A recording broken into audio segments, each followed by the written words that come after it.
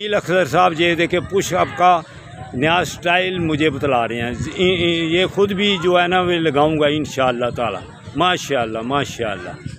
ये इस्लामाबाद के एथलीट हैं हम। माशाअल्लाह जिंदाबाद जिंदाबाद। बहुत सारे स्टाइल्स हैं। हाँ जी मेरे वो पहलवानों वाला भी है। तो एक वो जो होता है पुशअप ऐसे ऐसे तो बस। हाँ हाँ ये एक स्टाइल है। एक और बताता हूँ। ये दूसरा स्टेप लगाने लगे हैं जी। कोई बात नहीं है कोई बात नहीं है।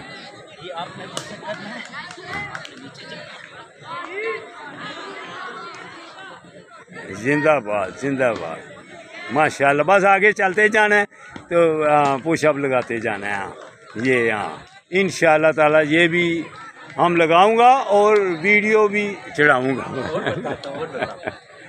नॉर्मल वाला एक्सरसाइज अल्हम्दुलिल्लाह माशाल्लाह। आप देखने में फिट नज़र आ रहे हैं। हाँ आप सेट हैं। हाँ हाँ जी